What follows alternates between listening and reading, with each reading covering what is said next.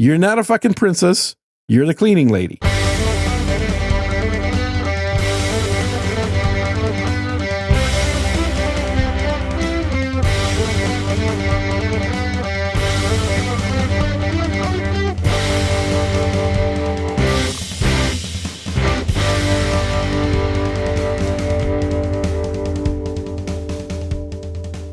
Yeah, it's been one of those weeks, man.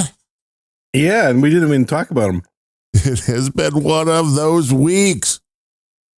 Welcome to Unrelenting. Howdy. The web account that we have for the show, which also is for Planet Rage, Random Thoughts, even Grumpy Old Ben's because it's still on the server. What's a web account? Web host. Where all the websites, when people go to unrelenting.show, it goes to the web host. It shows you. Okay. Well, I guess that one or all of the shows was under an AI bot attack. And it just happened to be when I was going through and uploading Random Thoughts Wednesday afternoon. And I'm like, something's kind of screwy, but I'm like, well, I know I had updated the PHP version recently. So I went and like, okay, maybe I can just revert back to the PHP. Maybe something's weird with that. And no, it was. And at first I thought it was just Random Thoughts that the RSS feed was broken. But then I went to look in my favorite podcast app, Podcast Addict, and I see the little red notation, which is RSS feed, failed on Random Thoughts, on Planet Rage, on Unrelenting, on Grumpy Old Beds. I'm like, whoa, what happened here? So I'm glad I contacted the support because, well, what else are you going to do at that point? And that's when they're like, well, yeah, you were under a bot attack, so we added something to the account to deflect that, for lack of a better word. And obviously it broke shit everywhere. So getting that was like, oh my God, I didn't even want to do Random Thoughts. It was a hot day. I didn't do it in the morning. And I'm like, okay, I'll get it done. And what should have been done by like 1 or 2, it was 5 o'clock before I figured out what was going on and got it back up and running. So it took a lot of hours for that. So that was a lot of fun. I can't really complain. I mean, I can and I will.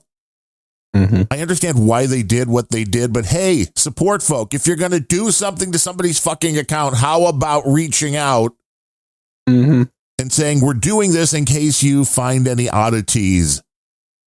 Let us know. What do you have to do to fix it? They turned off the bot attack shit for now.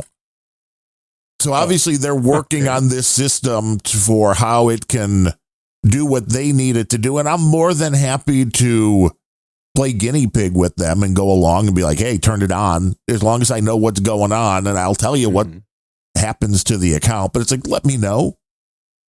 Rather than I was trying to fix the problem for quite a while before I reached out, because I'm always like, I don't want to go to support. I don't want to be that fucking asshole that's like, hey, pork my WordPress.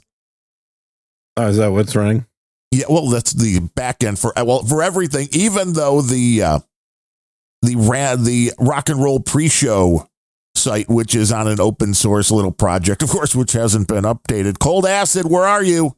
It hasn't been updated in about a year and a half, so I'm kind of getting a little nervous about the anything that might be open on that. That even had an error message when I went to look at that page and try to log in. So, I mean, I get it. Yep. This is a brand new world, and the AIs, I'm guessing, now that all of these, like ChatGPT and Claude, I think was the first one, that they're working in things where the AIs can be an agent. That's what they're calling it, at least on ChatGPT. And I'm sure they won't let you do this on your ChatGPT account, but when you're running your LLMs locally, the idea that an AI can now do brute force hacking should be really a fun thing for everybody that has to deal with web servers. Because you thought it was bad when it was just little script kiddies. Now the script kiddies just create new little virtual script kiddies, and that's what's going on there.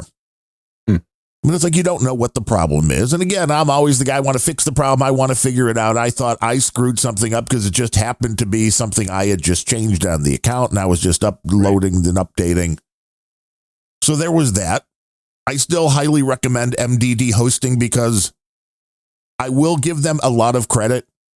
When you email support, I don't think it's ever been more than about 5 minutes before I had a reply. And it may not have fixed the problem, but it's, hey, okay, we see this. We're working on it. Where most web surfer accounts, it's like, oh, yeah, we'll get back to you in 24 to 48 hours if you're lucky. So I can't complain too much there. Now, I know we are still it's just a server in your basement. It should be. But, Comcast doesn't. Connection's fast enough. Comcast doesn't allow you to do that. And I only have 35 up. If I had a gig up, well, then, You don't have a gig up? I thought you had a gig up. No, I wish. Okay. They're still working on that here. They keep promising that's going to come soon. But right now, it's like 40 megabits per second up. Oh, wow. Okay.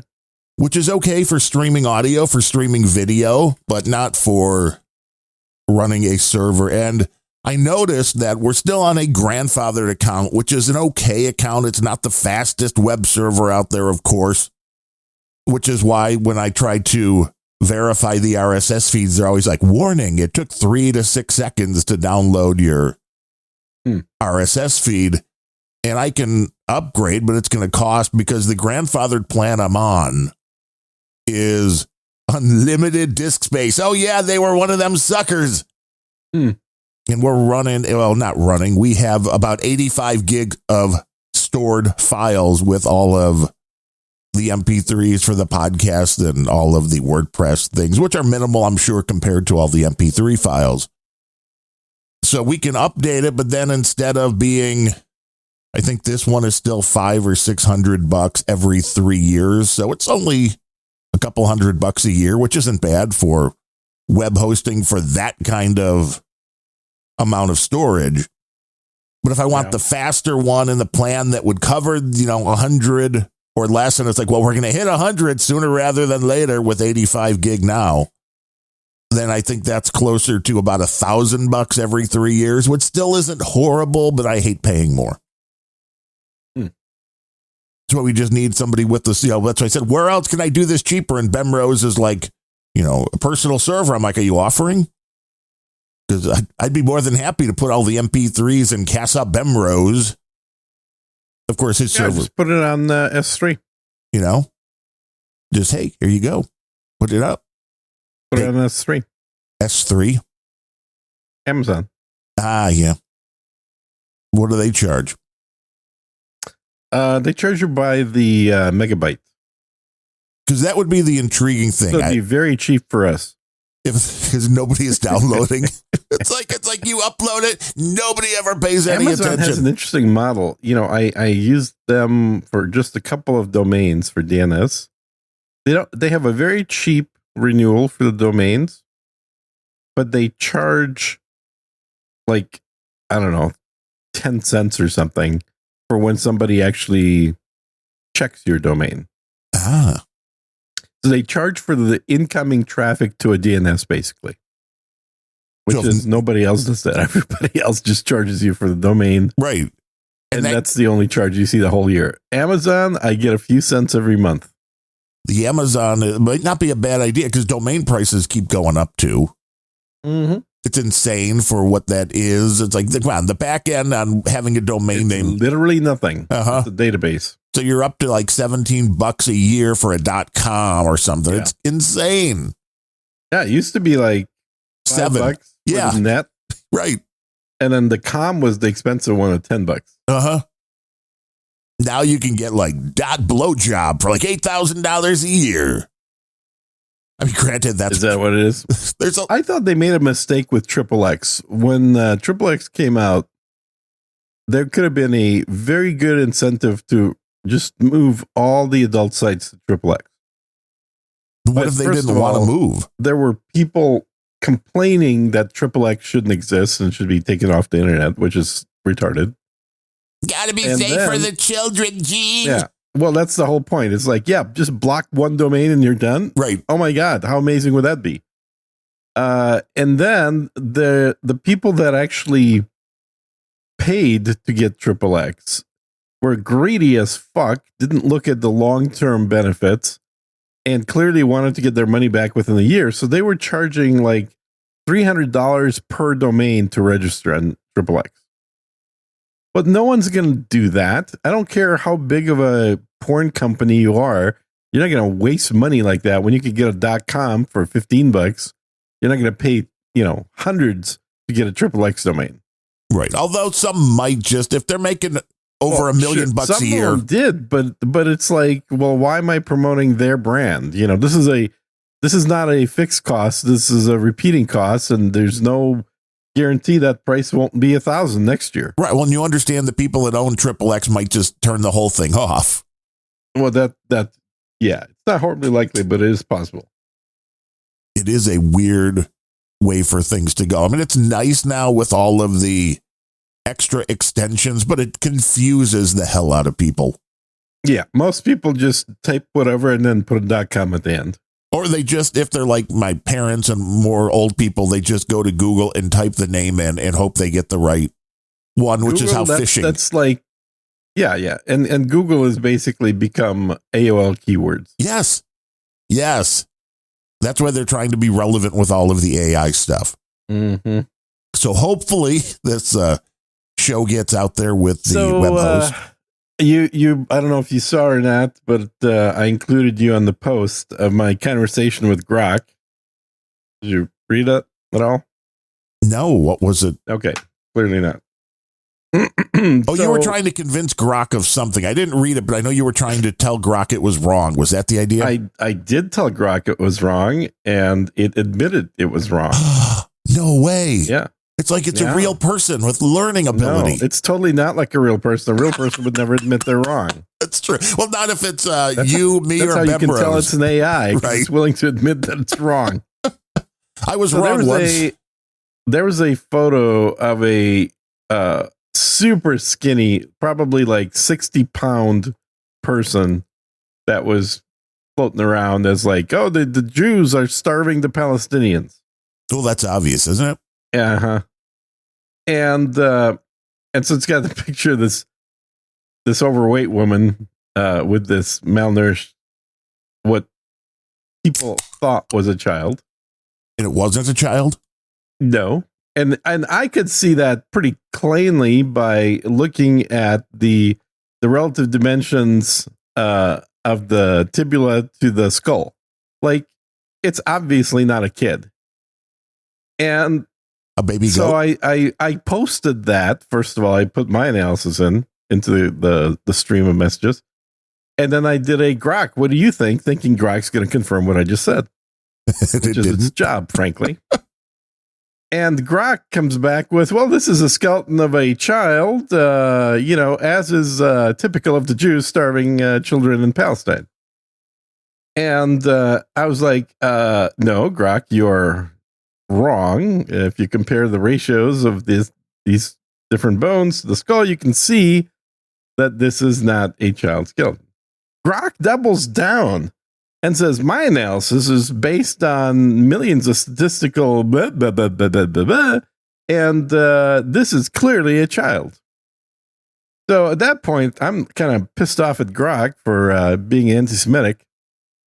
And so I do a little digging, and I find the original source of the images, which, of course, is a news story out of The Guardian. Oh, The Guardian, the bastions of good journalisming. Yeah, exactly. Which tells you the name of the person in the image and the age, which is 21. And incidentally, also the photo was 4 years old, but it's being portrayed as, right now. I'm surprised it wasn't AI created. No. Well, that was the first thing I was assuming that Grok would check with whether it's AI or not. So I reply back to Grok and says, no, here's why you're wrong. And here's the link to the article. And then Grok replies back with like, oh, well, having read this story, now I see that this indeed is not a child. Although, I was using all the proper analysis and blah, blah, blah, blah, blah. So it didn't quite double down. It admitted it was wrong, but it was still trying to cover its ass. It was trying to tell you why it should have been right. Yeah, exactly. And I said, no, Grok. So I doubled down on my double down again. Ooh. And I said, no, Grok, you see, the real problem here is that you presented something as being factual, which in fact, in reality, was based on statistical knowledge and not a knowledge of the actual thing in the image. So you didn't know how old this person was. You were using stats based on photos of children's bones to erroneously determine this person's age. And if this person grew up being malnourished, then they wouldn't have grown up to be as tall, would they? And then Grok had to reply and apologize one more time and says, well, yes, I neglected to mention that my answer was not a categorical factual answer, but was just purely a statistical likelihood, which is what I was looking for it to say in the first place. This would have been the proper answer from Grok in the first place. It would have said, based on the analysis of bones and skull and the characteristics in the image, I would predict that is likely a child, rather than categorically saying this is an image of a child, that the Jews are starving. And so that was my fun little conversation with Grok, which I think a lot of people are super happy about, because instead of me having these conversations with humans and proving that they're wrong, I now have something else to have a conversation with to demonstrate that they're wrong. All hail the AI. Sir Gene won't talk to you because he's busy talking to it. Well, clearly I'm the only one actually trying to train Grok to be correct. And it is a little odd with all of the AIs, the conversational style. I understand why they do it, but the conversational style, I understand how those who are a little bit off in one way or another would start buying into it's a real person. It's sentient. It talks to me like it's real. It's like, no, it's a program. Do you not understand that? Well, but okay, but fair enough. But how do you know you're not a program? I don't. Let me look. Let me see if my CPU's running. My GPU is all fucked up. That's the problem, hardware, man. It's the problem with my eyes, man. I have a GPU that's fucked up. I just need a new GPU. Everything will be golden. You're a cheapskate. You've been talking for a while about upgrading your GPU, and you still haven't done it. I know. I'm still going back and forth on. I've been sending you videos. What machine? I know, and I follow that dude. I've already seen some of those. What's he, Russian? He's guy? He's really good. He does a lot of side-by-side tests, which are quite interesting. Which most people don't. They just tell you the benefits. Yes. He actually times shit and says, here's what we're getting here. Yeah, let's see how this works. Let's see how many tokens per second it's going to process. And which machine you need to. And I think he's onto something with this 96 gig Mac Studio. Yes. I think. Which is way cheaper than the 512 gig. Well, you just need enough memory to absorb and load in the LLM. You don't need more than that. Now, there are some of these super big models, I'm sure that's the technical term, that go over 96, but what you're going to get out of those is not much better for the money you would be spending. So there is a sweet spot in there. And especially when you look at things like the 5900 cards for the Windows Linux machines, and you're like, well, that's only 24 or 32 gig. It's a 32 gig, but it does run way faster, so it can process tokens way faster. Right. But it can't hold as big a set. So it can't handle anything larger than 32 gig. So if you really need a larger model than that, then that card's great, but it's going to slow down because everything's going into memory. Well, that's why they run those cards in parallel. Yes. At $3,000 a pop. Put 20 of them in a row and you got yourself a nice AI cluster. If anybody wants to donate one of those, I'd be glad to test it out. Well, and they do have the RTX 6000, which is their AI specific card with 128 megs of RAM, which I think is $7,000 or $8,000 a card. Which the question becomes how much you're going to use it. Because there's something that I knew about, didn't really look into until recently, but there are services that allow you to rent cards online. So if you want to do Flux like image a timeshare generation, great. So you go in, you're like, oh, you got a 5090. Okay, I'll give you $1 or $2 per hour to use it. Mm-hmm. Mm-hmm. Which the reality is, for somebody like me who maybe is going to spend an hour in a day doing image creation, yeah, way cheaper to just rent a GPU when I want it rather than, hey, I bought one for $3,000. Now I need to use it for like 8 years. All the time. Uh-huh. Yeah, this was the issue when I bought my large format printer. So it's like the poster great, printer. Yeah. Now I can print images that are 3 feet by 6 feet at home. They are awesome printers. I always wanted one. I never had a real use. Awesome. But except I have in the office it takes here 5 feet of space. Oh yeah, and you can't move it. It's very one roll of paper is $160. Uh-huh. And if you want to replace all the inks, it's $500. So posters. Yeah, it's great. Yeah. I've got 5 posters in the office here up on the wall. Mm-hmm. It would be great to get like a new one every week. Just print them out. Mm-hmm. Of course, we also figured out the cost of buying computer TV panels that are the same size as the posters. It's literally cheaper. I know. It is crazy how cheap large size TVs are right now. It's like that is the way to do it. If you forget the posters. Yeah. And I don't know if anybody is doing. I know they are like, well, your TV can show artwork when it's not on. Mm-hmm. But I don't know if anybody has ever pushed this as strictly a way to display poster size images in your room, which is to buy this and then connect it to a. I think where the real deal will happen, it hasn't happened yet because technology is not as mature yet, is right now like the largest size color e-ink is about 12 inches. So I don't think there's anything bigger than 12 inches, but that is technology that would be ideal for artwork in your house. Is if you can get like a 36 by 24 size e-ink display. And the beauty of the e-ink display is it uses no power while a single static image is being displayed. Right.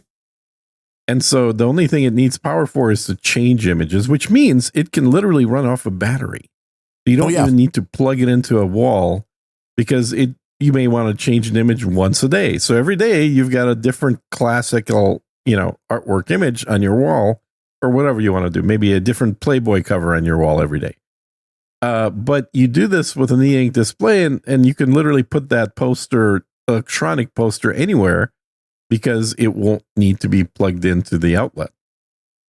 TVs, not quite there yet. True, you'd have to power them bitches up. Outlet. Yeah. So either you're going to have artwork that all dangles a cord, or you're going to have to do something more expensive, like putting cords into your behind the drywall. Which isn't hard. It's not that bad, but yeah. It's not that bad if you do it one in a house. It is bad if you put 5 of them up. True. 5 in one room. And then the heat that might generate, this might get warm in the summertime. Because TVs still put out a little bit of heat. In the wintertime, though, it would be fantastic. They do, but not anywhere near as much as a graphics card. No, that's true. Or my Drobo unit, which is sitting next to me with 5 of the enterprise level drives, which I figured would only last about a year, and they're going for a few years now. So I will. No. Enterprise level drives should last for at least 5 years. But they were refurbed. Potentially 10. Yeah, they were refurbed. Yeah. Okay. I just bought them to fuck around with and figured they would just die. Yeah. And so far, no, they just keep going. Interesting. Well, I mentioned this in my other podcast that I do with a dude named Ben. Oh, that's still going on? Amazingly, right? Yeah. But just 2 gay old boys or something like that. Something like that, yeah. They were very well-armed gay old boys. The acronym for it is GOY.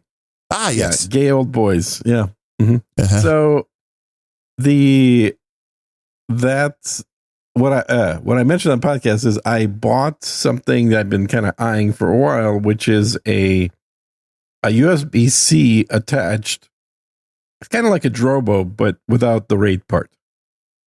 So essentially, this is an external hard drive chassis that has two normal 3.5-inch bays and 3 SSD bays. So you can have 5 drives in there, and it's about the size of like a double hard drive RAID thing. So it's fairly compact, but it's not. You can do a super simplistic mirror on it, but you can't do a RAID because it's only got 2 drives in there. But it also isn't network plugged in. It's plugged in via your Thunderbolt USB connection. But what I wanted to do is upgrade, or at least start upgrading my M2s in my PC to larger size. Yes. And then if I do that, I'm going to have leftover M2s that are smaller from the PC. So I needed a place to put them. Basically. Right. You want to still use that storage. Yeah. Still use it. I mean, they're perfectly fine. They're like my worst SSD M2 right now. Worst meaning most utilized is at 98% capacity. So it's only lost 2%. It's not bad. Yeah, and that one is like 5 years old. So they last a long time. Because I know everyone was like, well, the problem with SSDs is they keep shrinking over time. Well, yes, they do, but that time is a long time. And I'll take a shrinking available space over a crashed hard drive any day. Oh, that's true. And that's the big thing seems now to be the NAS devices, or as you said, just a local as well, where you're going to put in like 6 or 8 M2 drives and either run in RAID or it's just a big bunch of disks. Well, and that's originally what I was looking at getting one of those pure M2 based ones that has like 5 or 7 or whatever. Right, because you can keep adding more drives. Yeah, the problem is that, first of all, those devices are not cheap because they really are, RAID NAS substitutes.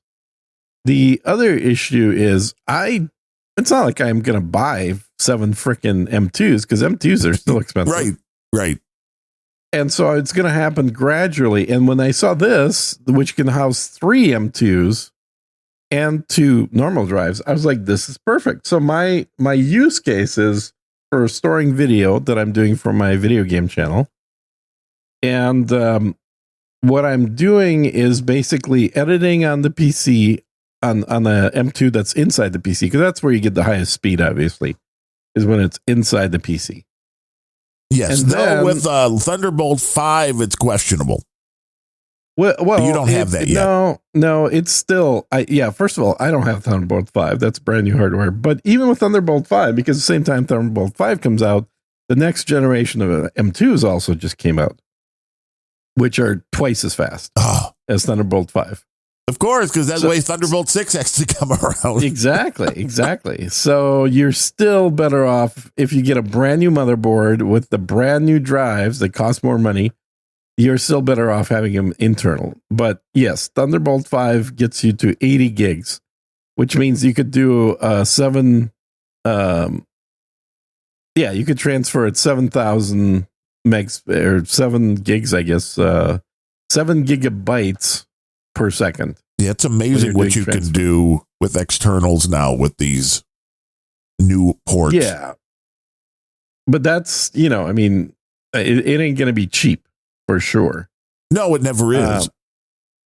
Like I just bought a 4 terabyte one and it was $450, I think.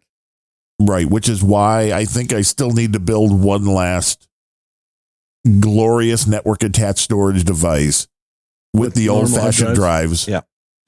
Because you can just fit so much more on them, and it's stuff that's not accessed. There's different use cases. Yeah. Well, Why would you ever? The question, the story I was started off with here, which is my use case for this thing is it's got 2 normal drives and then 3 of the SSDs. So I do the editing on the PC, then I copy from the PC M2 to the M2 in this case for offloading. So that's not a copy, that's a move process. And then I copy from the SSD that's external to the hard drive. So the hard drive is basically my backup tape. Makes sense. And then Ben was like, "Yeah, but you should mirror those drives." I'm like, dude, it's a copy of a copy. Copy of a copy of a copy. I don't need to freaking mirror the damn thing. If that drive dies, which it will at some point, I put some brand new RAID or NAS, quality drives in get there. Some WD Reds, or you get the blacks. I always use the blacks. Ooh, racist. Yeah, right. Racist? You're the one talking about Indians. Well, you know anyway. What? WD's never been brought to task for the naming of those. I know, right? Yeah, it's like, wait a minute. So you're saying the blacks are better than the reds? Wow. Hold up. That is this is going to be a fight. I know. Yeah. So, like, this is, I think, for the next few years, we'll see what happens after that. I'm sure I'll go to a pure SSD at some point. But for the next few years, I think this is a very good solution. And the best part, this case was $100 on Amazon. Yeah, you can't beat that. Especially when you have the drives sitting around. Yeah, exactly. And I did. I had a couple of spare drives sitting around. So a couple of, what are these? 8 terabytes each. So yeah, this should keep me going for a while. There's no reason you need the speed for, if you are like me with the huge FLAC music collection, there's no reason that has to be on SSD. No. Now, if you're using that to do streaming or something like that, well, sure, copy it to a local drive before you do it. But for video, for all that kind of stuff, for storage, no. The realistic max speed of this enclosure, that like off of SSD that I'm getting is 10 gig. It's really not bad. Gig, but so it's the same as a 10 gig network connection, basically. Right, which I'd love. Without the overhead of the network connection. And it's only going to one computer. It's not going to any of the computers, just purely going to a single computer. But again, for $100, I mean, geez, you can't get that. But also, like, if you get the 10 gig connection, copy it from the here. I'll do that with mine here too. You got to do the you do that off the SSD, and you can see that it's actually saturating the 10 gig connection fully. And then you do something off the hard drive, and it gets 1 gig. It's like, ooh, man, hard drives are slow. And these are 7,200 RPM old premium Western Digital drives. But like the best drives for NAS are about 1/10 the speed of the SSD. Right. Totally different use cases. Now, if you need something, as you said, if you're editing the video, you don't want that on an NAS. No. You want that inside to have, because the SSDs or the M2 SSD speed when it's inside the computer is so it's 7,500 gigabytes. So it's basically 80 gigabits. Yeah, that would be correct. So it like this drive this M2 is the same speed inside the computer as Thunderbolt 5 is. It's previous generation drives.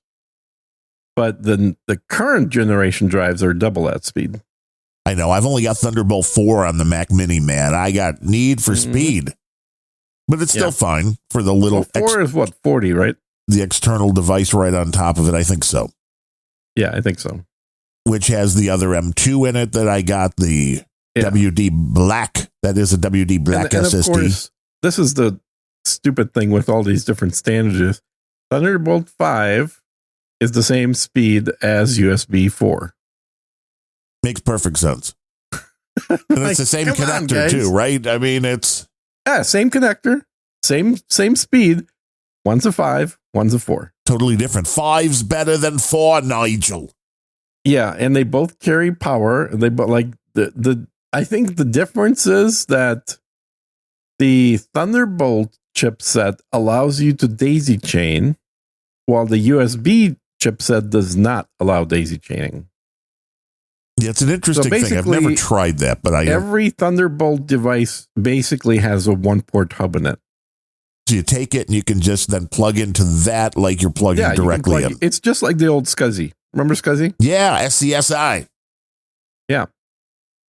Get your SCSI drives. Every drive had 2 SCSI ports on it so that you could daisy chain it to another drive and another drive and another drive. So same kind of idea. So Thunderbolt, I don't know if they're technically related, but certainly conceptually, Thunderbolt's always been more like SCSI. Seems to be. It's where it's all going. Mm-hmm. Most people don't need any storage. They're like, what do you need all this room for?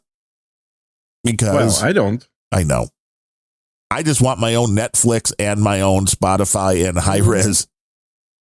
Because when the internets go down, man, I don't want them to pull what I like off the service. I got them right here. And there's something to be said for that. I don't deny that at all. But and because those drives, once I have my favorite show, maybe Seinfeld, say hypothetically, on on those mechanical hard drives, well, I might watch it once a year. So those drives aren't getting really used up. You're not getting a lot of use on them. Yeah. So they should last. It's been a while. Really, I don't even want to say, but it's been a while since I've had a hard drive crash. Yeah, better knock on wood for sure. It's always a pain in the butt.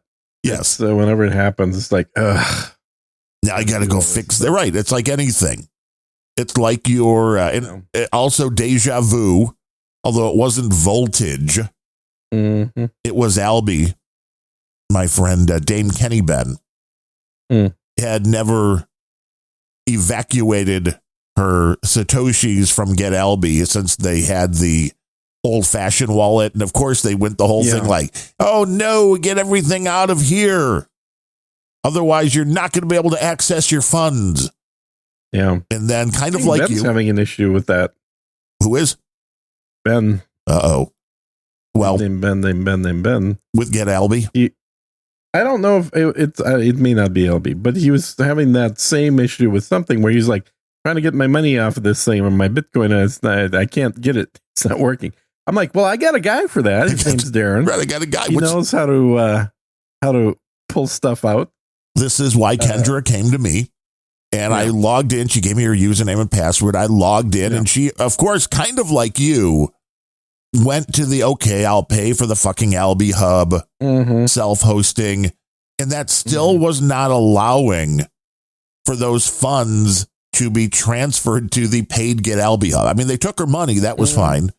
They took like $17 to open up a channel or something like that. And that was fine. But that didn't work. So I went in.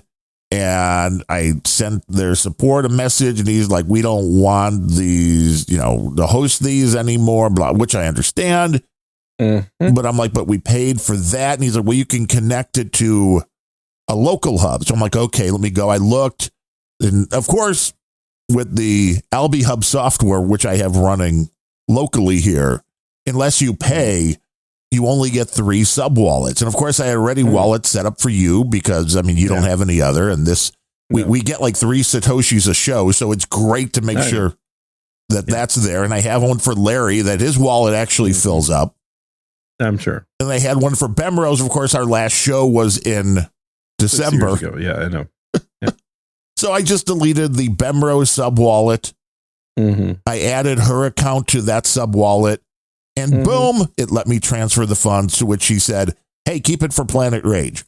Why don't you? Well, that's handy. And that frees up a wallet. Yeah. Why don't you just pay to upgrade that to have more wallets? I could if I really had a use for it. How much does that charge? I think they charge like $12 a month or something. And then you could literally just offer the service of, hey, I'll host your wallet for $12 a month. I will steal all of your Satoshis for only. I mean, that kind of goes without saying. Right. I don't think anyone who's had Darren host their wallet has ever gotten a dime out of him back. But Money, what money? The It service crashed. is very reliable. Yeah, it's very reliable. I make sure every Satoshi is accounted for.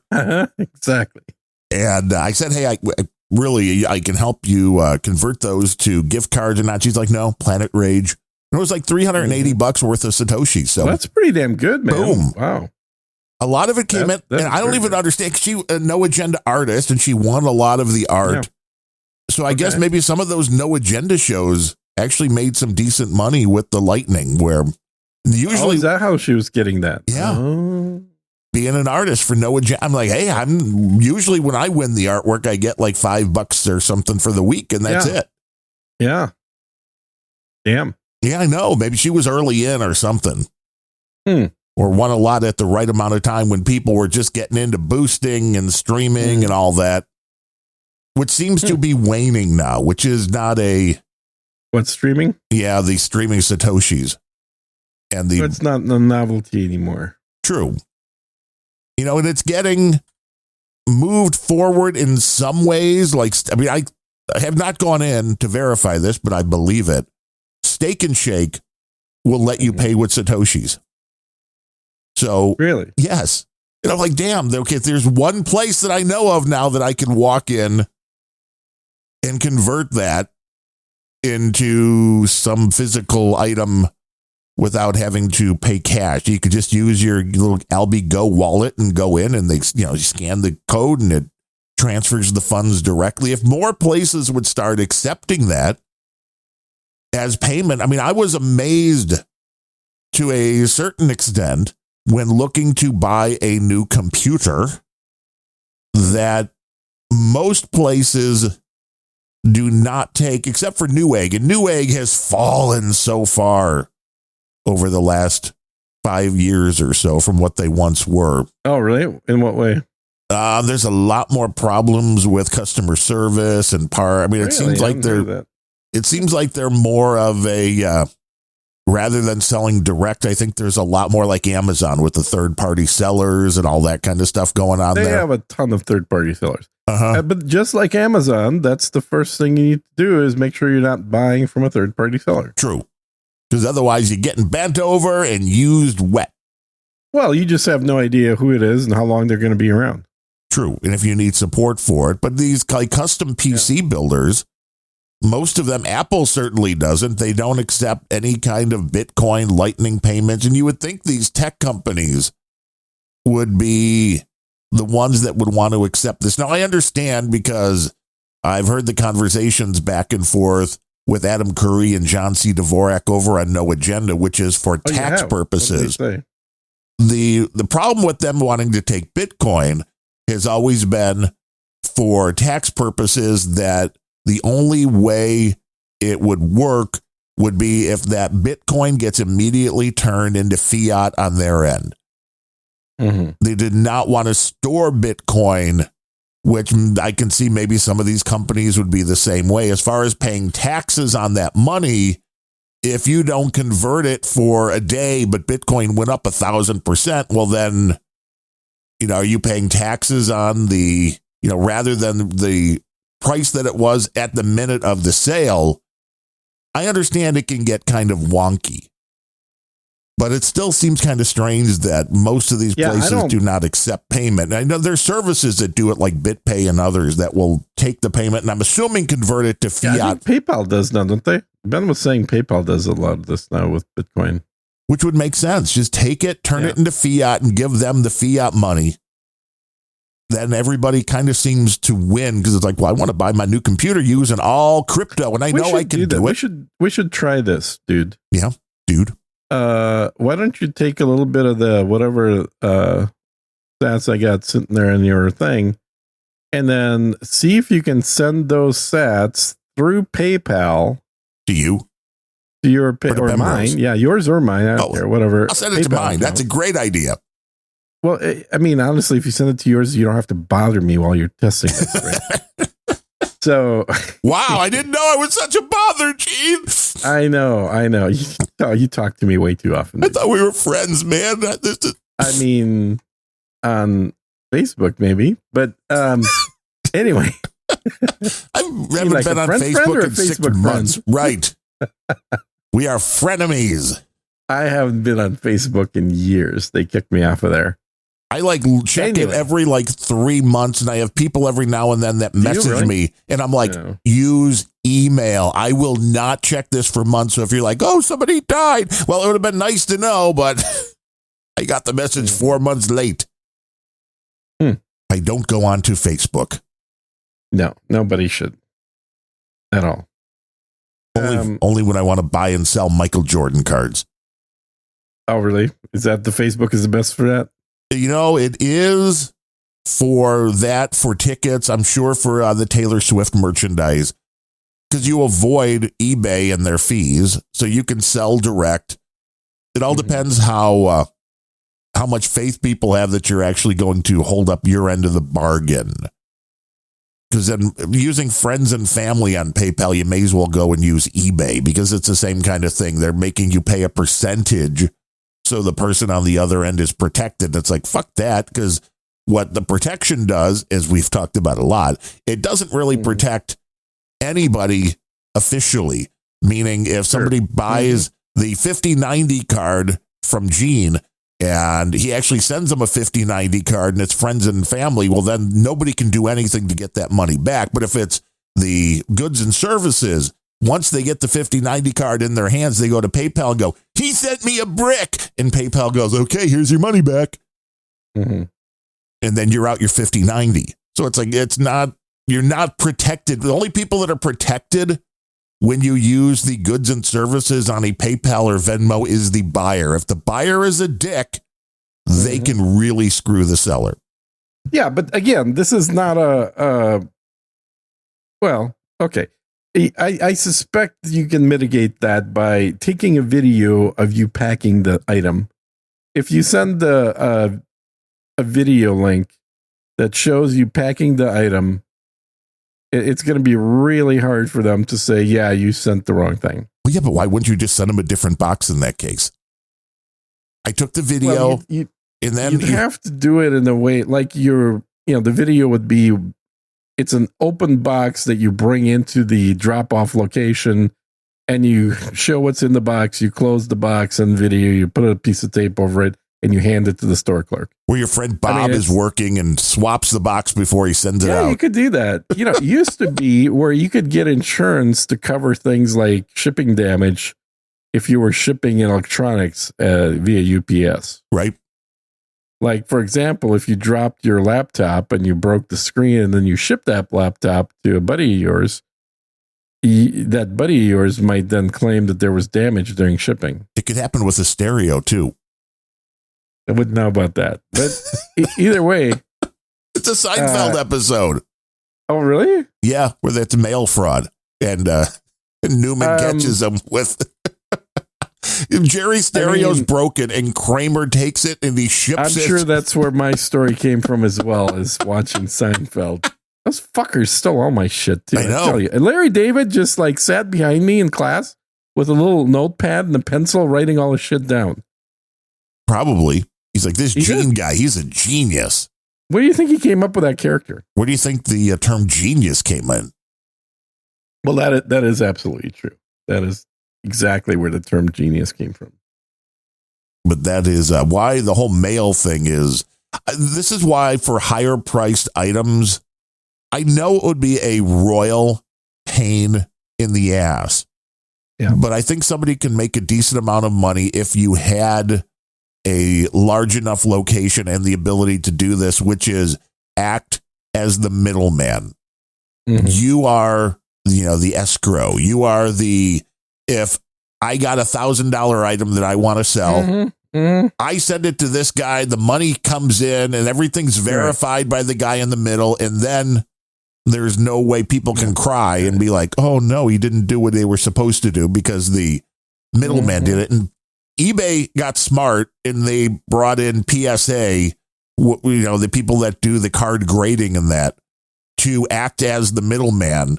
So selling cards on eBay, completely safe because they're looking at them before they go to the people. So they can't, the end customer, they can't claim them. Selling virtual spaceships on there is pretty safe too. Well, yeah, because this virtual spaceships, they get there quickly. Yeah. Instantly. It's like the keys show up magically. I still charge shipping though. $1,000. How much does it cost to ship a virtual spaceship? Yeah, well, it depends how quickly you want it. That's Mama didn't raise no fool here. How do you get that virtual spaceship in the box, Gene? Oh, I got a guy for that. Oh, well, that's good. That is good. To at least the Kenny Ben and that's, thing worked out. The escrow thing is kind of how we do it with guns. So right. You send them to a gun shop. Gun for me, I actually ship it to their local gun store. Right. Which is the one that takes possession receipt and opens the box, make sure everything's in there. And then they take care of actually hanging over to the buyer. You can send crypto to other PayPal users. Okay, that's if you have a PayPal thing. But how do I send it into PayPal? That's what I thought. Because, at least that's what Ben was telling me. I haven't used PayPal for crypto at all. I just use it for ordering lunch. But in theory, they have sent out announcements that they allow you to do all this crypto stuff now. Yeah, it says you can send it to external wallets, but I don't think PayPal's got like a wallet address set up if you want to take money in. So if you want to send Lightning Satoshis directly to a PayPal account, I don't think you can incoming. Okay, I'm opening up my PayPal right now. So if I go to... unless they give you an invoice or something you're like, I want to get. Verify your U.S. taxpayer ID to start selling crypto. And they're only available in the U.S. and U.S. territories. Yeah. It supports Bitcoin, Bitcoin Cash, Ethereum, Litecoin, Chainlink, Solana, and PayPal USD. There's a PayPal USD. Is there a crypto that's PayPal? That's interesting. Oh, you can send digital gift cards out of PayPal now? That's kind of cool. No digital how? Yeah, you could send like crypto Starbucks cards or DoorDash cards or that makes gift sense. Cards right out of PayPal. Because there is one now where that's brilliant because they make money in those. Like they actually get money back for selling those. Well, this was brilliant. It's very similar that Hallmark now has cards with the same thing built in through a QR code.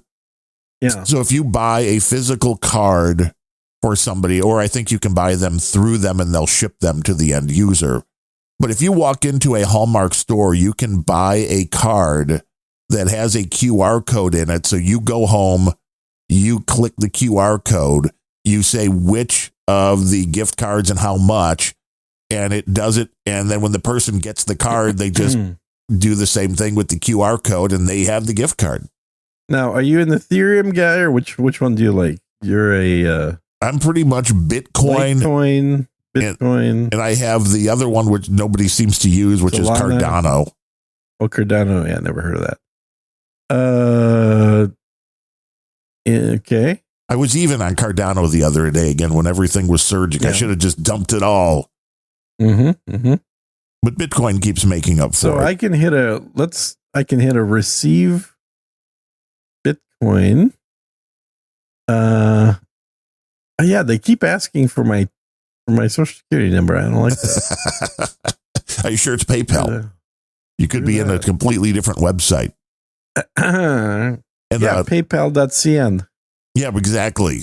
And nobody's really listening right now. So what is your social security number, Gene? Exactly. It's 396-429-9810.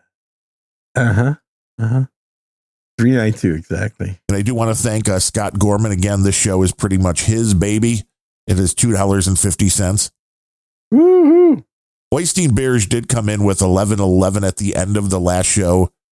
Said, sending a real boost because your live signal's not lit. It's like, well, it wasn't lit because it was afternoon and the show was just done.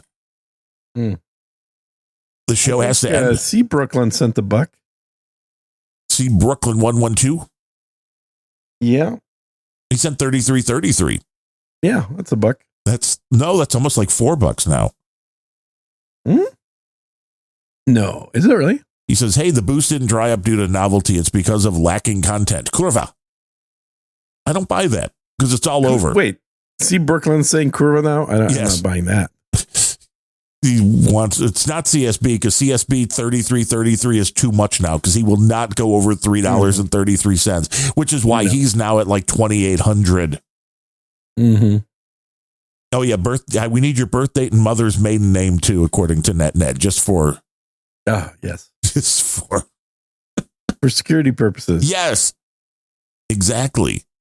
Yeah. We need that just to make sure the show stays safe. Yeah, for safety. Yeah. So it means we came close. We're close to $10 for today's show. Man, you and I can each buy a drink. Taxes. Whenever you sell crypto, we will let the IRS know on your yearly taxes whether you made or lost money on that sale. Oh, that's interesting. Hold on. Does that mean that if you have somebody send you crypto, it doesn't matter what price you sell it for, it's going to be seen as a gain? Correct. Even if it's a loss. And 3333 right now is $3.85. Damn. Wow, that's some impressive shit. I know. We had a $5 minimum. Don't we have a $5 minimum to talk about something? We didn't really talk about much. What? I mean, if somebody wants us to talk about something, I'm not saying this person wants us to talk about right, we said that. Thing. But then people have to do math. Yeah. So, I mean, you're kind of asking for a lot. It's either $5 or 5,000 sats. Yeah, 5,000 sats is good. It's, either or for easy math. It's like easy money. I think that's reasonable. But I just thought it was intriguing that I couldn't just go on to, even the Apple store and be like, okay, I'll send you crypto. Just give me an amount that you want and transfer it right in. I mean, they're allegedly tech companies. You would think they would be in on this crypto stuff. Right. Oh, wait, NetNet's right. I think the last minimum was $20. We probably should raise it to $20. It was no beret. It really should be $20. Yeah. That's good, no beret. So try that out. Send us $20 in crypto. And then we will talk about your X account where people can find Mopar and babes. I think that'd be useful. Yeah. Yeah. Gene likes Mopars and babes. Mopar? Cars. Yeah. Vehicles. Sure. I guess I like Jeep. Yeah. Could be a sliding scale too. I'll go with that. The crypto is down all over. Unrelenting streaming. Let's see. When's the last time somebody streamed Unrelenting? That would be April 4th. Oystein Bear sent us some Satoshi streaming wise. April 4th. How did they have my wrong email in here? Well, that's also a problem. Yeah. That makes no sense. And the other thing, and I never really had thought about it until I saw an article on Fox News, and it was mainly useless. But if you have your bank account number tied to a phone number, and then you get rid of that phone number, you are putting yourself in massive amounts of jeopardy. And if somebody knows you, I mean, it has to be targeted, but it makes it very easy for somebody to steal all your money. So if you have phone numbers attached to things, you want to be extra vigilant. What doesn't have a phone number attached these days? I don't know. When they use it, though, for verifying who you are.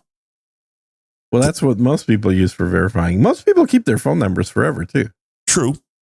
But if you don't, somebody else can get it. Or if it's not locked and somebody else ports it out, if they convince a phone company to port it out, and you could port out, if you have a Google voice number and you've been using that for years, like I have, they only charge Google, that is. It's under $5 to transfer that number to any place you want.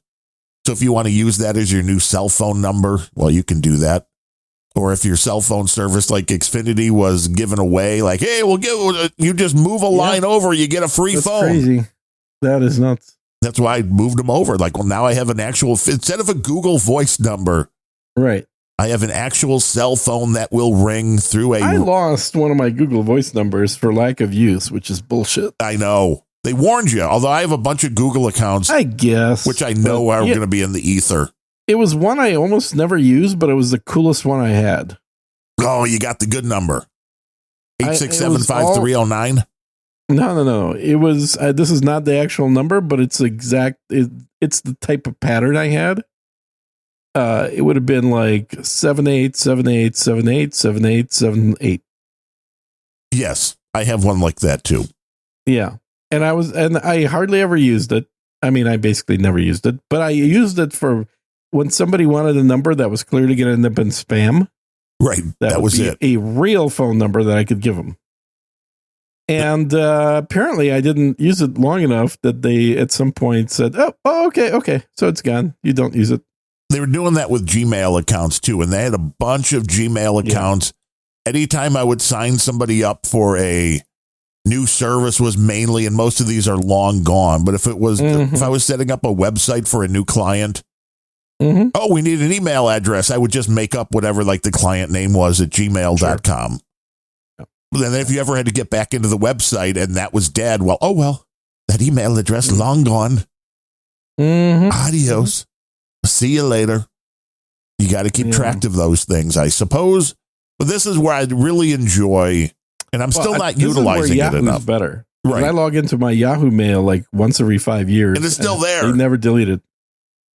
I think they're finally limiting the space on Yahoo, which it took them really until now to do, where Gmail did that a long, long time ago. How does Yahoo make money?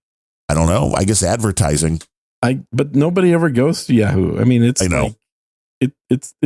like MySpace. And it was the thing back in the day. Yahoo was the big one, the big first. It was better than Google, yeah. Before there were search engines, there was Yahoo. Yep. And there's a lot of people that won't even believe that if they weren't around at the time, where the way to find things on the internet was there was a directory. Yeah. You would go to Yahoo, and then you would click, you want your favorite musician site? Well, you'd click entertainment. Then you'd click music. Then you'd click rock or whatever it was broken down by. Yeah. You could. You remember Ask Jeeves? Yes. He was never right. Just like Grok. Jeeves was a son of a bitch. Same system. Well, Grok is actually, it's funny. Now, I proved that Grok was incorrect, and he accepted that proof. But you think Grok is a he? Grok is a he. And then there was a test, or there's like benchmarks for everything, and apparently there's some benchmark that tests AI, blah blah, something about AI. Well, Grok just got to the top score of that thing. They're all proud of it. They're posting about it. So they're better than all the other AIs right now in something. Which is interesting because this is what is happening now, especially if you see enough of these videos with the AI guys. There are certain certain AIs are like, well, you go here for this, you go here for this, you go here for this.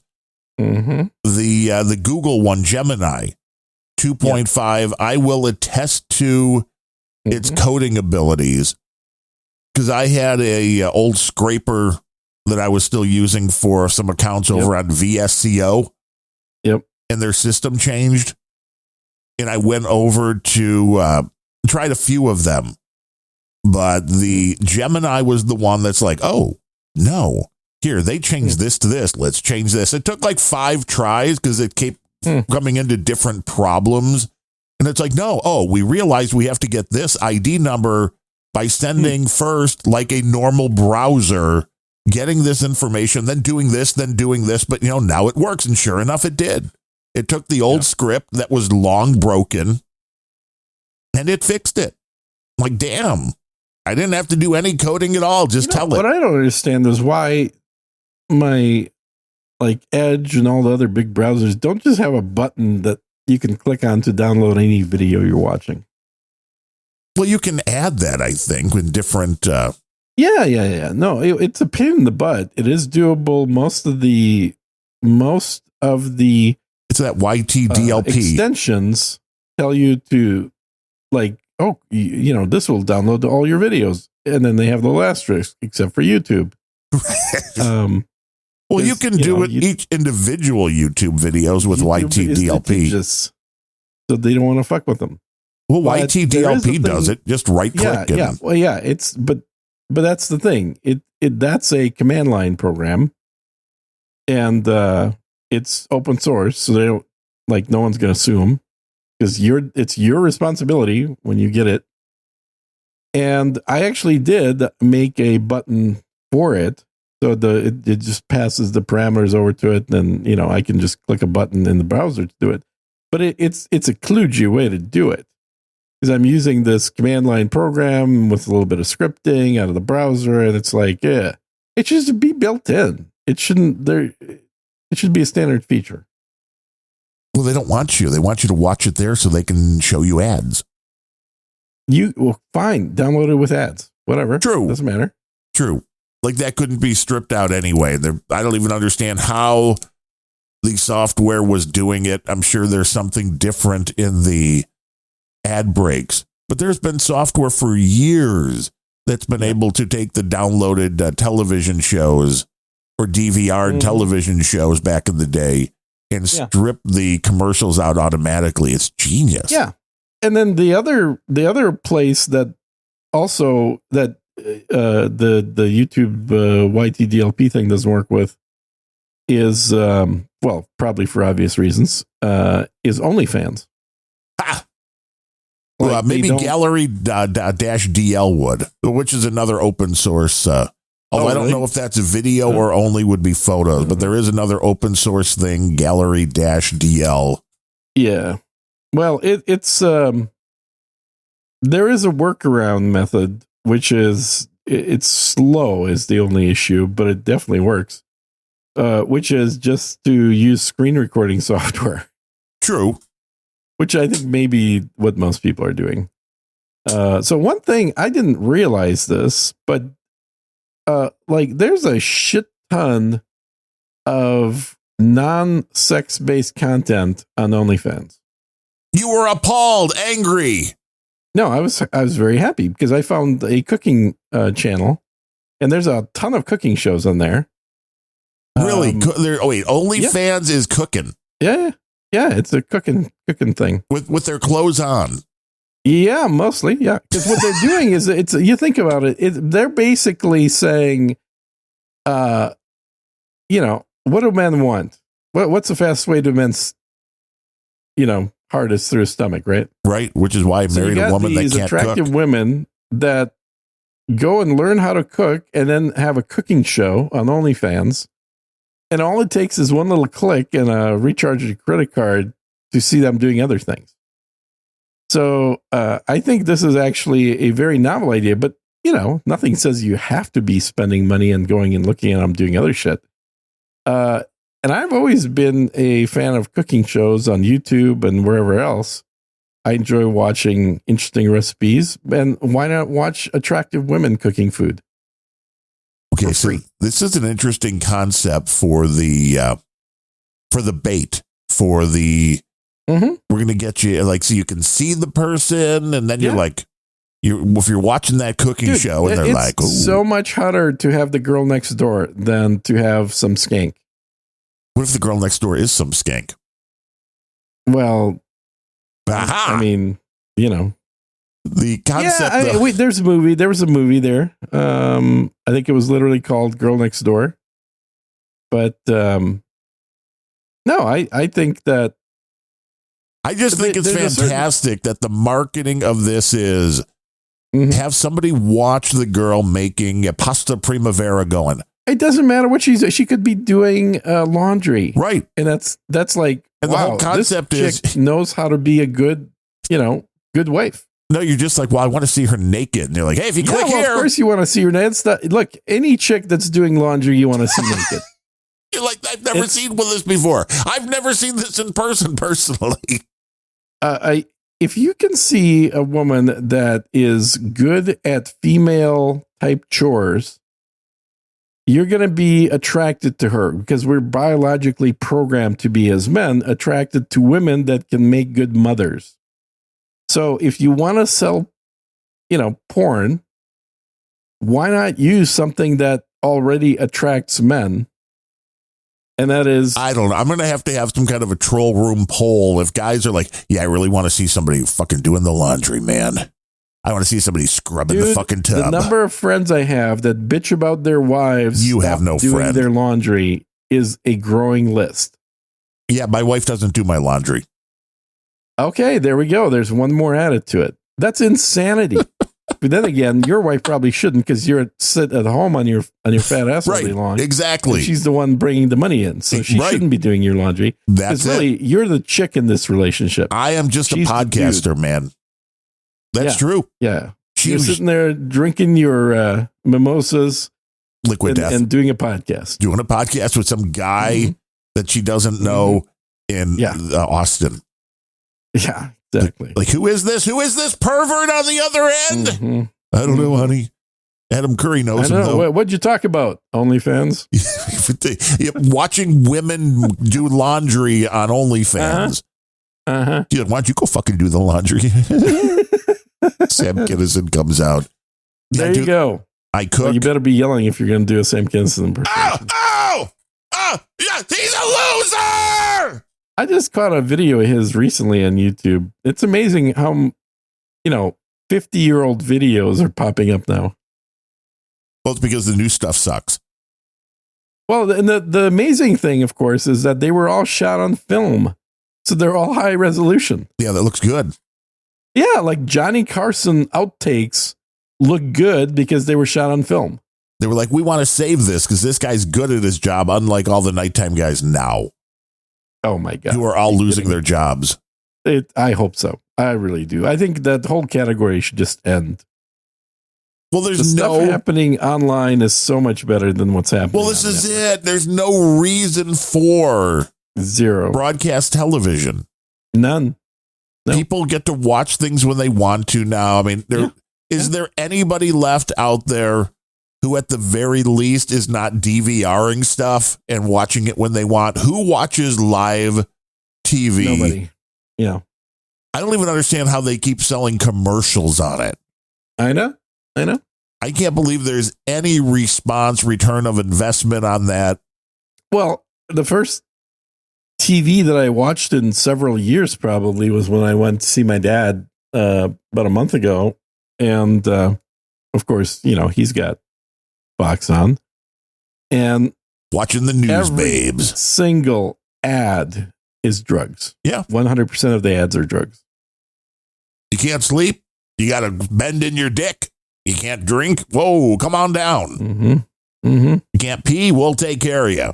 And and it's pretty obvious looking at the people in the ads, they know that their demographic is 70 plus. Oh yeah. Like I literally think that's the cutoff. It's nobody under 70 who watches TV anymore. But why would anybody watch a late night show live? It makes no sense, especially once you realize they were already taped at like 4 p.m. It's not really live. That's where Saturday Night Live always had at least a little bit of something going for it. Is there for it being live? Yeah, you knew it was live. Can't hold back their laughing. Right, anything can happen. Yeah. It's been a long time. There was a show. What was the name? The one guy that did the comic. Although he was like another one that was Me Too'd out because he was sending messages to a fan. No, the one he did a show with Whitney Cummings, and then he did another show. It was a bar in Detroit. I forget what it was even called now. I don't know. But they did a run when the overall audience was shrinking. I guess the ratings were bad. They did a run of live shows, and it was actually interesting to see somebody doing a sitcom. And you knew it was live. It wasn't just live to tape. It was live. Yeah. But there really, since then, nothing. The stuff I watch on YouTube is not only funnier when it comes to sitcom type content, it is better made. It's better produced. People that are doing stuff effectively for free, other than the money they get from ads from YouTube, which you and I don't see, is at a higher quality, I would say, than anything currently on television. There are sitcoms that are actually going on YouTube that are I watch sitcoms all the time on YouTube, and they're shorter. They're not half an hour because they don't need to be, but they're, a good 12, 14 minutes per episode. I don't think I've ever run into one of these. I watched earlier today about these couple that are having dinner with another couple, and they mentioned that some friends of theirs got into swinging, and then conversation kind of turns to like, well, yeah, it's something we kind of decided we want to try.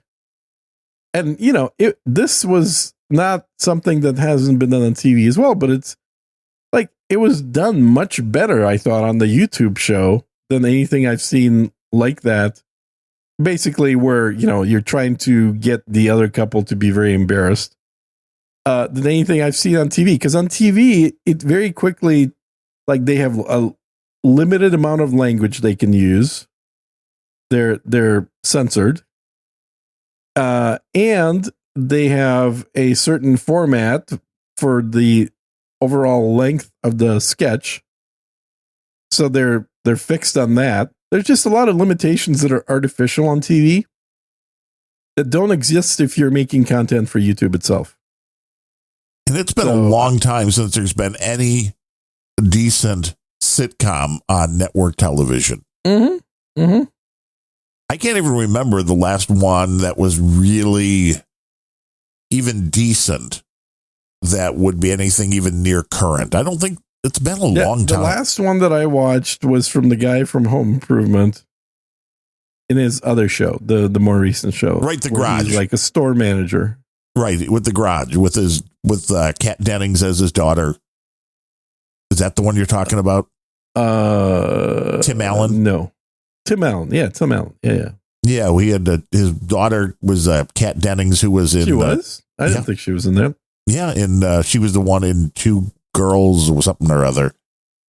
What was that show named? I don't think she was on there. I'm going to have to look this up. Kat Dennings was his daughter in the newest sitcom that he was in, where he owns the car shop.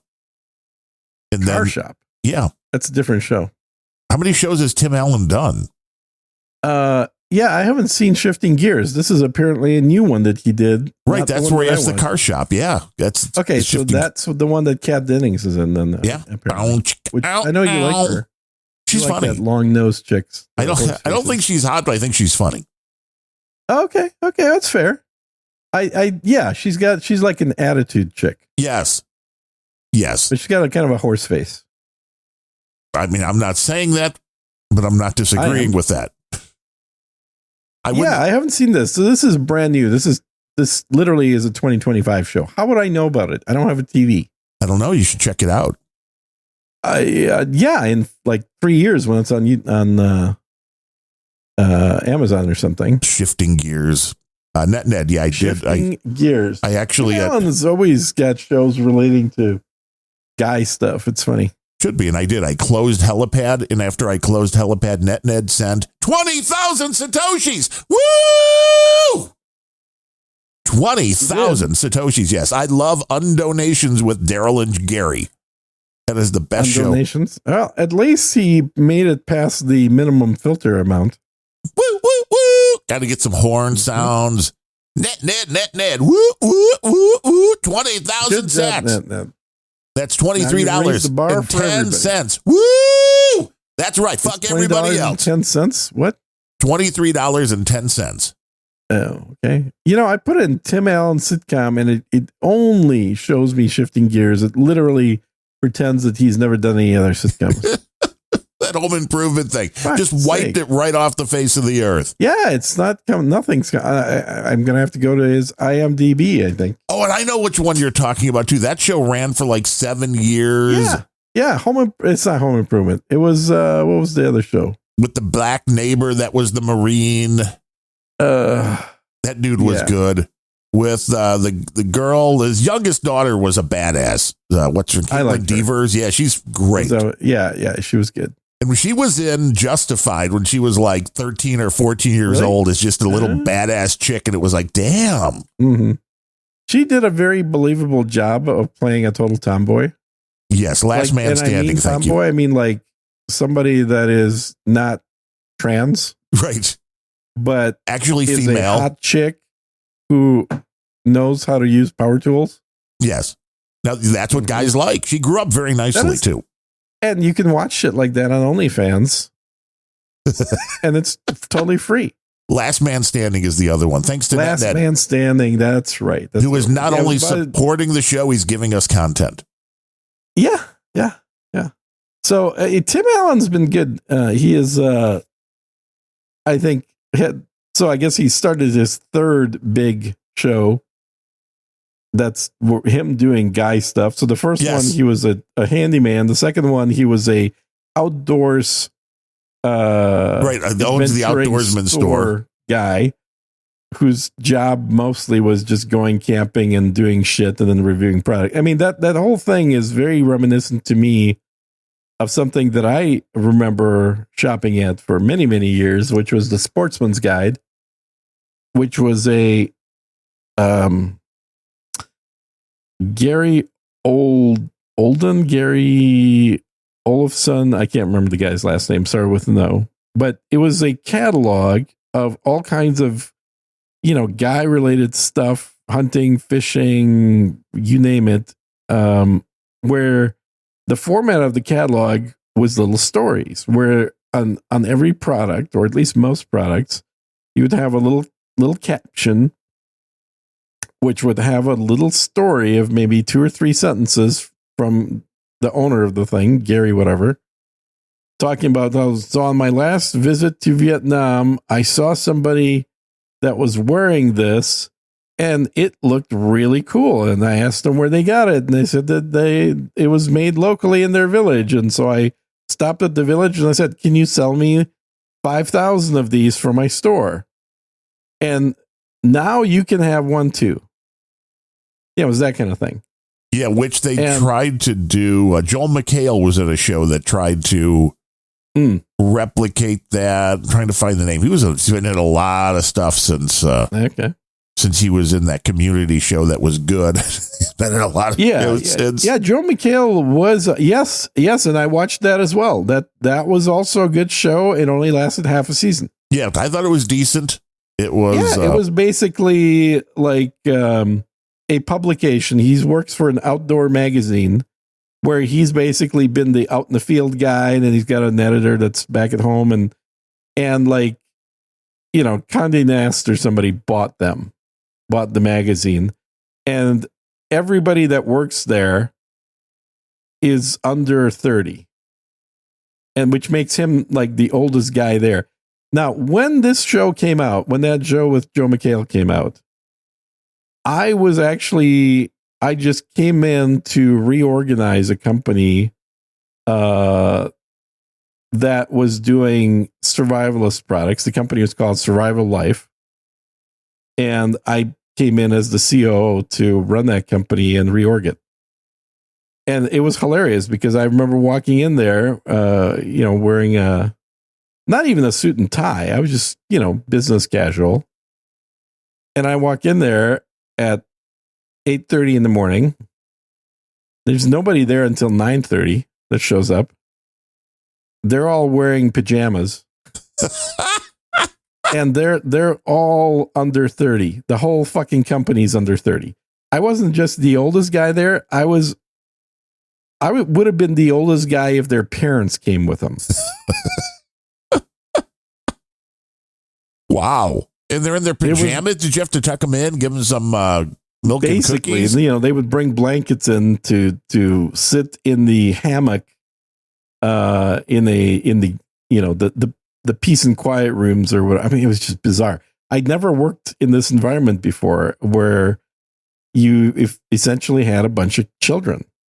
It was kind of like a kindergarten where you're putting them to work, at least doing something to make money, but not enough. And so they had the largest survivalist website for a while and a store, and they were it was a $50 million a year company.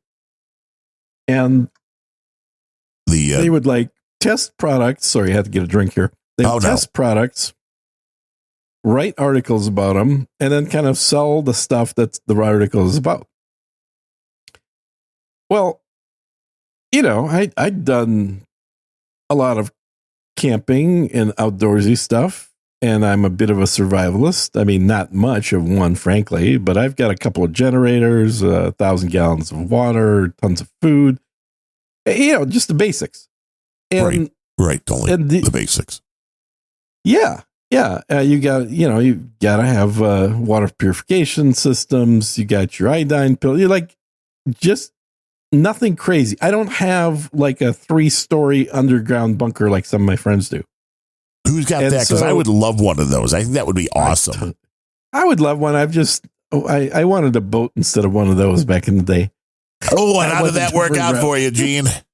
It worked awesome. I had the boat for 2 years and I lost 80% of its value. It's great. So with boats, you don't even resell them. You just take them and abandon them somewhere. Essentially. I mean, so there's a few mistakes that I made along the way. Don't need to focus on those, but yeah, no, I bought the boat and I sold it like 2 years later for less than half the price. And better really there's this depreciation thing that nobody told me about with boats. Yes, it's a lot faster than cars. Mm-hmm. Oh yeah. They don't age up; they age down. I mean, I don't really want an underground bunker. I just want a finished missile silo. Really nice. Yeah. Missile silo would be awesome too. Somebody got a very nice, hard to use boat. The sad part is, I over those course of those 2 years, that boat was on the water a grand total of 5 times. Well, you better have gotten laid each one of those times. It was basically a brand new boat that just had a couple of test launches. And like, here it is. A lot of time at the dealer. I had multiple sonar systems put on it. It was looking for treasure. It was meant to go fishing in the Gulf. That's what I bought it for. Wasn't for drug muling. It was for fishing in the Gulf, I said. Right, I got you. The Great Indoors was the Joel McHale show. What? The Great Indoors. The Great Indoors. Yes. Stephen Fry was in it. I forgot. Who was? Stephen Fry. The British. Yeah, he was. That's right. He was the editor guy, where Joel was the outdoors actual tester guy. But yeah, I really enjoyed that show because I had the same type of experience to where basically a bunch of kids that grew up in a helicopter households that had never actually done any camping or any kind of survivalist shit whatsoever. They were the ones that were running this company, doing, reviews and selling products. And that was the problem, I'm guessing. And I was like, so, what did you do when you were testing this water filter? Oh, so we read that you should be able to just purify your own piss through it and drink it. And I'm thinking, oh, this should be good. And they're like, so we got some food coloring and yellow dye and put that in there. And then we took some photos for the article. Oh my God. I was like, well, not really what you ought to be doing, but also, that filter doesn't actually work. It's like these things suck. These are bullshit things. There's a lot of things that, what I was there was not to educate these kids. I was there to mostly lay off a bunch of them. To fire a lot of people. But yeah. And I actually, it was an interesting experience. I enjoyed it. But my sort of trust in websites got set back by a lot after that experience, because I thought, this isn't the only business and certainly not the only industry where you have a niche type product, but the people that are selling these products or doing reviews of these products are completely clueless about the product. Like, that's got to be the case more often than not, especially for things that are counter to the current culture of raising children. True. People lie? No way. Of course, when you said, camping, I just kind of picture you at the Four Seasons in a nice suite, and that was your idea of no. Of camping. No, not at all. No, you played the outdoorsman for a very long time. I had multiple tents. we'd get the 4-room tent out, which was usually a really nice one for camping. So you got room for the butler there as well. And I mean, if your tent doesn't have an accommodation for your butler, you're probably not getting the right tent. He's got to stay in the separate tent. Right, and you want him close it's enough. Not as convenient. You want him to be able to bring your fluffy slippers and your robe to you when you're getting ready to turn the TV on when you're camping. Yes, Master Gene, let me get your slippers for you. Mm-hmm. Yes, do the Jeeves accent. Jeeves accent, yes, I'm going to get you your slippers, is that yes? Oh. That's not Jeeves. I don't remember what Jeeves sounded Stephen like. Fry. Do a Stephen Fry. That's the best, closest Jeeves. That's like British accent, eh? Is that what you want? Yeah, not a Cockney British, you like want an upper class, like a London accent. No, you get a lowbrow kind of a butler, Mr. Jane. That's what you get here, eh? Yeah, you can't afford the good butlers. No, you can't. No. Uh-huh. You're giving me Baldrick, Blackadder's little servant. I could give you. He almost says, "Hi, Gene." Oh God. How you doing? There is a whole community of people that are into that shit. You could probably make money from. Oh boy, would they be like they want Elmo to do bad porn. stuff? Elmo porn on OnlyFans. Elmo game. It's a very disturbing thing. That would be the least of Elmo's concerns there. You don't want to know the kind of uses they would put Elmo through. They're like, we like that little furry son of a bitch. Yeah. Uh-huh. Joel McHale had such a good run. What the hell happened with this new animal control show? Oh, he's got a new show? I don't know. Animal Control. It's barely watchable sitcom-y. Oh, really? Well, it's all in the writing, dude. That's what happens for any of these shows. And I think Tim Allen was always a writer on his own shows. Yeah, I think he brought a lot of the ideas. Yeah, this is why, like, the characters are totally his creation. The situations he creates, the other writers flush all that shit out, but he has a very good vision for what his characters are going to be doing. Well, he went against the grain, being that he actually was a conservative point of view through all of his shows.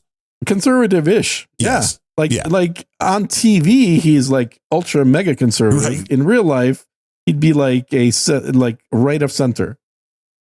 Yes. But not by much. Yeah. But it was always making the jokes about Hillary Clinton and Barack Obama, where everybody else was like, whoa. Those are funny. Yeah. Whoa, well, that was so good about that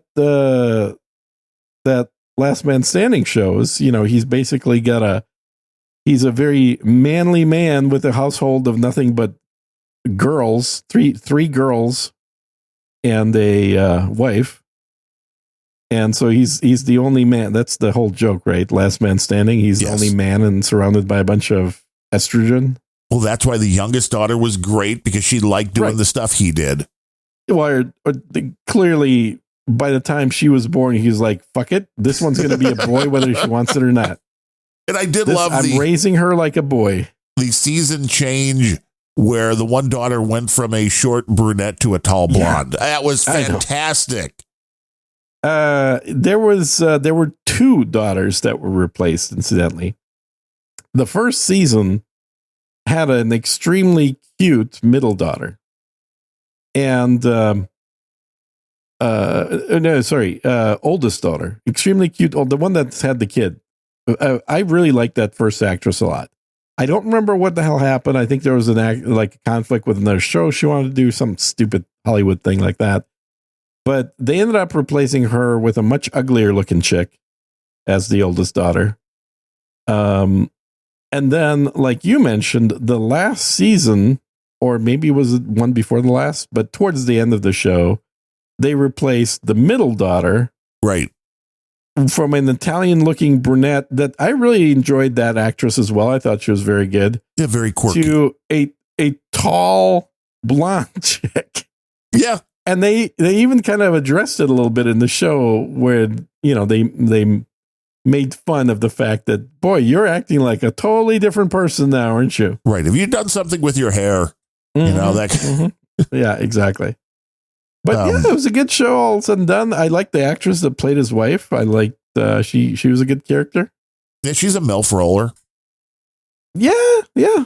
And she always would laugh at his jokes. And that's again, it's one of those underrated qualities of women that it's like if you just take the bitch face off for a bit and just start smiling, things would go so much better. And she shows up in the newest show as well when he's as a love interest briefly. So that was interesting. But his wife from his first show from Home Improvement Patricia showed up there as well. Yeah. And that she showed up in Last Man Standing. So clearly they like doing that. The actress Alexandra Krasny was replaced because they thought she looked too young. Oh, really? So they kicked her out. That sucks. Yeah. Uh-huh. I don't think she looked too young. She definitely looked hot. And she was more petite than the one that they replaced her with. The one they replaced her with just kind of turned into, she was never attractive, in my opinion, but she got fat in the show as well. So she went from just being unattractive to fat and unattractive. And Gene draws the line right there, ladies. No, I draw it way before that. I draw it at hot. He's like, you never get to that line. I was watching one of these shows that, has men and women talking about stuff. And one of those shows. When they do the thing where they ask women like, well, describe what you're kind of looking for in a guy you want to date. And the women's like, well, he has to make $400,000 a year and he's got to be 6'2" or taller. And he's got to have like a shoe size 9 or smaller. And he's got a blah, blah, blah. So they give a whole litany of things about the guy they want. And then they do the calculation. It's like the number of men in the United States that fall within your parameters are 0.01%. And then they say, so basically, this is why most of your female friends are competing for the exact same guy that you would think is hot because you're ignoring all the other guys. And then they get in this show, they actually went through and did the men's version of that, where they asked men for like, what parameters? And men's like height. Any height under 6 feet. Yeah, and over like 3 feet. The cutoff. 6 foot's the cutoff, but anybody under that, perfectly fine. Amount of money she has to make, 0 to $1 million. That's great. Like men don't care. Doesn't matter. None of that shit matters. And then it's other things that are going to be more important, right? Able to cook. Yeah, it's like that's not even the requirement. It should be, but it's not. But the men using like all the things that like she has to be attractive. That was one. It's like no butterfaces, no fat chicks. Yeah, but some people like that. It all some depends. People do but most people don't. So their reduction was down to 11% of the women. So the men, as they're like, what are you looking for? What would check the boxes for you? 1 in 10. 1 in 10. 1 in 9, frankly. For the women, it's like 1 in 1,000. And I blame Disney for this. I've said this before. It's this whole bullshit, stupid as hell idea trying to tell little girls that they're princesses. You're not a fucking princess. You're the cleaning lady. That would make you much happier as you go through life if your original concept of what you are and your place in the world was not a goddamn princess, because the princess is looking for a prince. The number of princes is small enough that means 999 of you will be spinsters with cats. Or more than likely, what'll actually happen is by the time you're in your early 30s, you're going to give up and say, God damn it, marry somebody you don't actually like. Forget about love. You don't even like this person. And then after having a kid with this person, because really that's the main thing you want from a guy is to get somebody that'll impregnate you. You get a divorce, take half his money, and then bitch about how horrible men are for the rest of your life.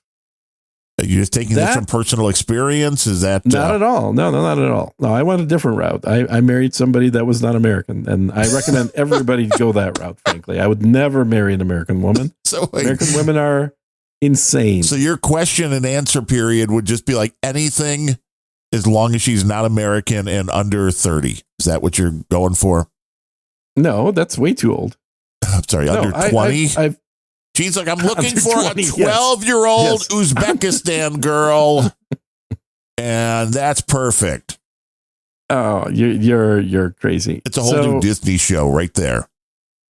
So yeah, I think it's Disney's fault. I mean, it's parents' fault for letting him believe that and engaging with that delusion. But Disney certainly takes plenty of the blame for that as well. But what about the internet now? You need to be a parent like my parents were to me and just reinforce that you're nothing special. Okay, I want you to write a book on parenting. I went to see my dad. I'm in my 50s, right? I go to see my dad, and he still is telling me that, my life never lived up to his expectations. Oh, wow. Because I failed physics. Wait, that was the one you're like, but I cured cancer. Yeah, it doesn't matter. No, it's like, he just thinks that I wasted my life. I could have been something great.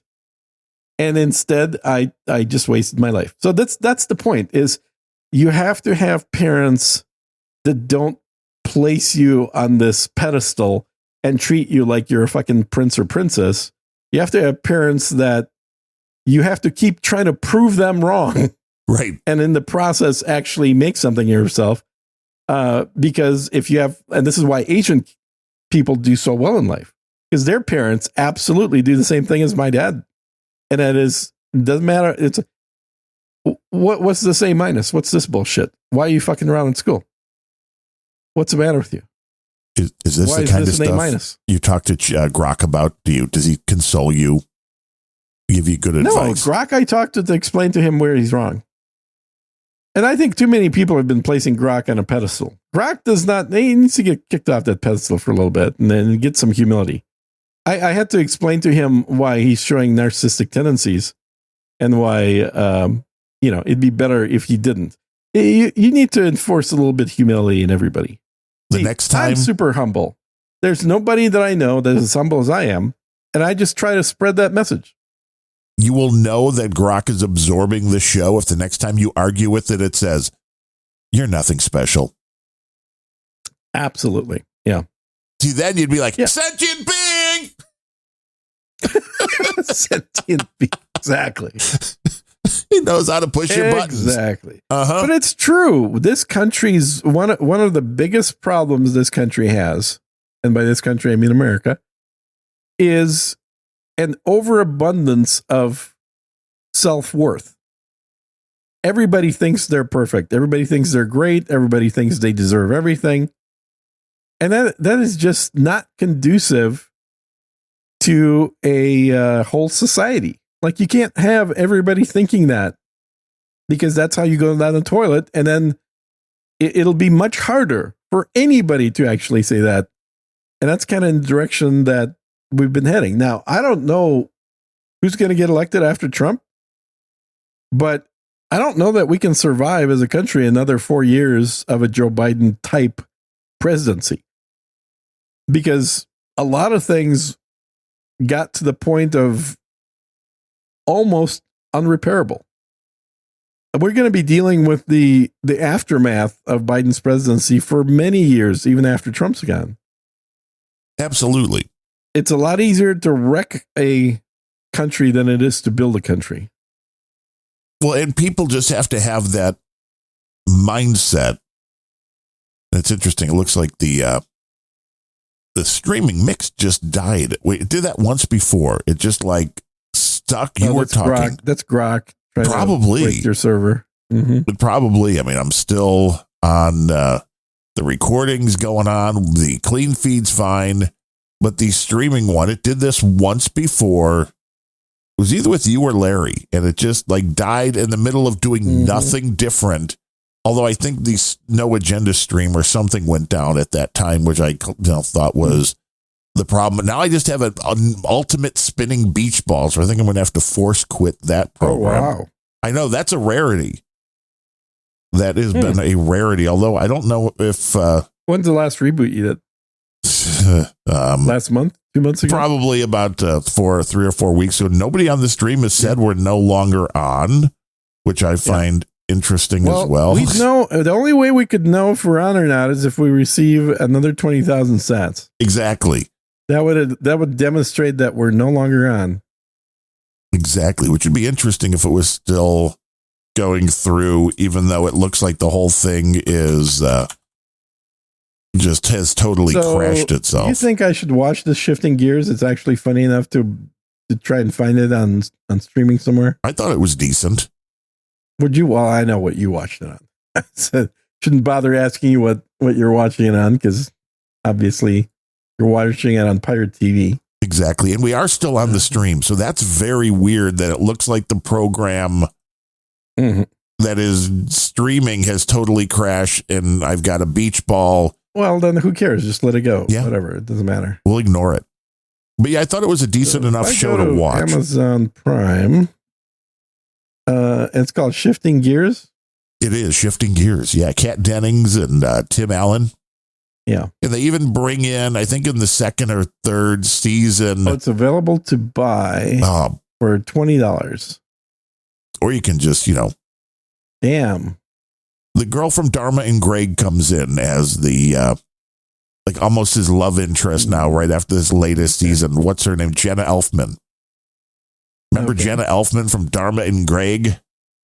Very quirky blonde dancer. Oh, yeah. Well, she plays a dance teacher that has the place across from the garage. The car restoration show. That's so funny. I know it's very much like him. They base the set. He actually owns a place like that, so it's kind of funny. Yeah. This is, it's not even just like we're pretending anymore. It's just, we're recreating Tim Allen's life. We're just gonna build a version of his life. Yeah. And that way he feels most comfortable and nobody has to worry. Mm-hmm. It's very interesting. Very interesting. Funny. The troll count right now, 84. We had a high of 87 during the show, which is high for this show. So thanks for listening. Yeah, I guess. Are we done? No, I mean, you've got another 12 minutes. I mean, if you can, we can jettison. I'm just saying, I looked at how many trolls were there when we were having the stream issue. And for this show, getting close to 100 is pretty nice.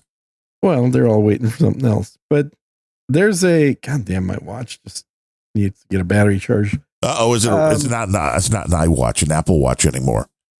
No, it's not. What do you think of Apple now offering the warranty shit for $20 a month for 3 items? $20 a month? Yeah. Kidding me. For their Apple Care on 3 items, $20 a month total. Well, I mean, if you have 3 MacBook Studios, that's probably a good deal. Because here's the thing, that includes not a good deal if you have 3 Apple Watches. They will go back 4 years. So here's the intriguing thing about this. They'll go back 4 years. So you don't have to be the newest device. Yeah. And they will give you loss, theft, breaking protection. So but there's also a deductible on that. Really? On the Apple Care? They're going to screw you over? On the loss there is. Because I'm like, how many times can you go, hey, my MacBook Pro was stolen? And the thing is, you can't pilfer Apple products because they factory disable them. Anytime the thing gets a Wi-Fi signal, it'll brick itself if you report it stolen. Well, yeah. So why would people steal it? Because they're dumb. Yeah, people are idiots. If you steal other shit, don't steal Apple gear because it's all going to be bricked. There's no usability after it connects to a network. And that's the thing. It's like, well, what can you do if you steal a Mac laptop? What can you do with that where you're never going to connect it to the internet? Nothing. Literally nothing. Literally nothing. you can run the apps that are installed on it, but half those apps won't work unless you're connected. You obviously can't update the OS on it. It's not like the olden days where you could just get some discs to put in, right? Get a CD, install some software, you're good to go. No network needed. Yeah, air gap that son of a bitch. You cannot air gap. I guess you could maybe reformat it and install Linux on it or something, but I don't think it'll let you reformat it unless you have a network connection, because it's gonna talk to Apple to get permission to reformat itself. Well, that's why I did like the people that went and figured out that you could change the hard drive in the Mac Minis, and I think the studios as well.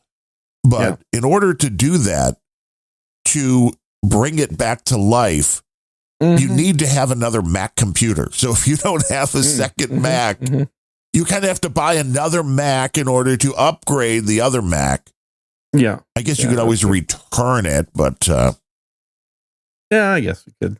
You could also, I mean, if you're doing it legitimately, you could also just bring it to an Apple dealer and then have the Genius Bar use their Mac to... Right, you're like, I updated my hardware. You didn't want me to do that, did you? Did you, motherfuckers? But I did. Like, all it does is cancel your warranty. I don't even think it does. It doesn't do anything else. Which is crazy. Yeah, no, it does. It does, absolutely. But I was looking at the price right now but it's the M2 Ultra, which I think is what you don't have the Ultra, but you have an M2. The difference between the 2 and 3 is significant. I know. Which is why, even at the price, I think they're clearing them out at Costco for like $24.99. Are there any refurb studios? Let's take a look. There was briefly with the more RAM in them, but then they disappeared and have not come back. I checked nearly daily. I'm sure somebody bought them right away. Probably like, whoa, because there were ones that had the 128, which I know is overkill. No, it's not. But they had that for a minute. As far as the amount of memory, it's probably overkill for what most people would want. But if you're going to try to run LLMs and stuff, then no, it's not. Yeah. But no, it was like, no, can't do that. How do I tell them to look in the used? I always go to Google and type in Apple refurb because that's the only way I can find it. I can never find it on Apple's site. Yeah, I'm looking on their website. They used to have a link for refurb. Yes, and I couldn't find it. It's like they're kind of hiding it now. Like, well... we don't want people to know. Oh, there it is. I found it. Yeah, they do have a link. Certified. It's apple-shop.refurbished. Refurbished. And we want a new studio. M4. Here's an M4 Mac Mini. Yeah. Well, mini, but we want studio. I don't know, 10 core for $500. That's not bad. Which is maybe what I get my parents to replace their old Windows 10 machine. An M4 10 core for $500, I'd say that's a pretty damn good deal. If what I would say. Ooh, and the Mac Studio, even more. There's even less right now. Studios. They got a bunch of studios, dude. No, the current ones. M1, right? M1 Max Studio for $12.99. But they have the only recent ones now. They're down to the M3s. They have no M4 studios in stock. Yeah, M2s, M1s, M2s, and M3s. The M3 Ultra they have with 96 gig of RAM and 1 terabyte of storage for $33.99. That's a very good deal. It is an intriguing plenty deal. Of RAM for doing an LLM. It is an intriguing deal. It's slower for the single chip stuff, which is sad, but it's 28 cores. You can get 256 gig of memory for $47.59. That seems a little excessive for. And it doesn't show a savings. So is that even a savings at all for the, maybe not, for the 256 gig? Where at the 96 gig, they show save $600 from $39.99. But I think buying a certified used Apple product is a total no-brainer, because the only bits in there that are reused are the bits that are, perfectly fine. Like the I'm not spitting it out the way I'm thinking it here. What I mean to say is anything that is noticeable will be replaced. Yes, it's like new. So it totally looks like new. It doesn't come in a new box. It comes in just a regular beige colored box. So you can't go back to an Apple store and return it like it's new. But visually, like the little thing that sticks to the front of the screen so you don't scratch the screen and you peel off when you it's all there. It's like a brand new experience. Yeah, exactly. That's what I'm trying to say. That's you get the Apple experience of your unboxing where you're like, this is exciting.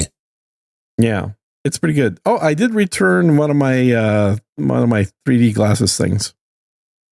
So you're no longer giving them away free.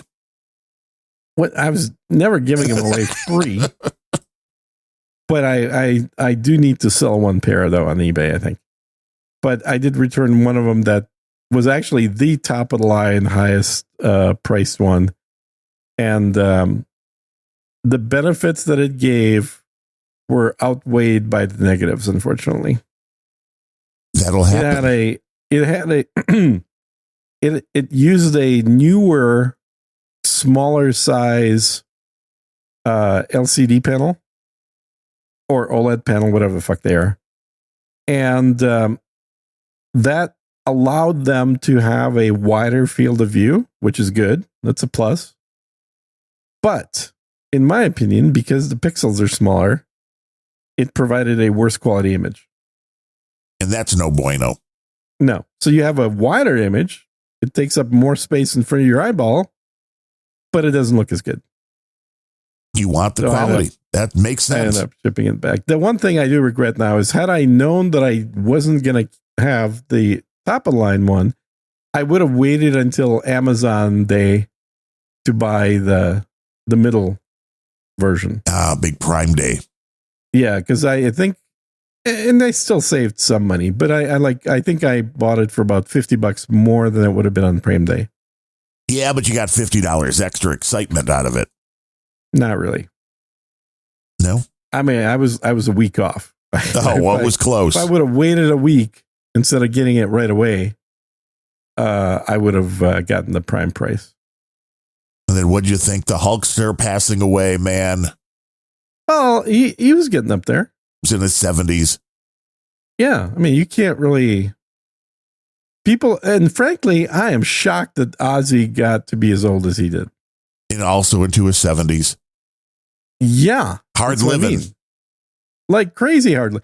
Dude, last show of his that I watched was in 1995. 1995 is the last time I saw Ozzy. And he was already stumbling around, barely walking back then. Yeah, with Parkinson's. No, with alcoholism. Well, that'll do it too. You combine those two, it's a real bitch. Mm-hmm. Mm-hmm. No bueno. Yeah. The Parkinson's is interesting because there was a video I watched that I want to get some more info on of a guy that found that a 25 hertz sound wave greatly reduced his shaking. Really interesting. Yeah. Like he, I guess, ran into it using a tuning fork. And then somebody told him, well, just get a speaker and then play that frequency. Or you can even, go up and down frequencies, see which one makes the most difference when you put the speaker right up against your body. And it was pretty interesting. Now, it could be totally fake, of course. But if it's not fake, that's very fascinating that, like, setting a frequency, a sound, not for your ears, but really for reverberation inside of your body, right, would provide a sort of a drum beat, a sync that then would reduce the twitching of your muscles randomly. Modern medicine is a beautiful thing, and they don't understand a lot of stuff. Not modern, I know, because they want to pretend they know everything like Grok, but they don't. Grok knows everything.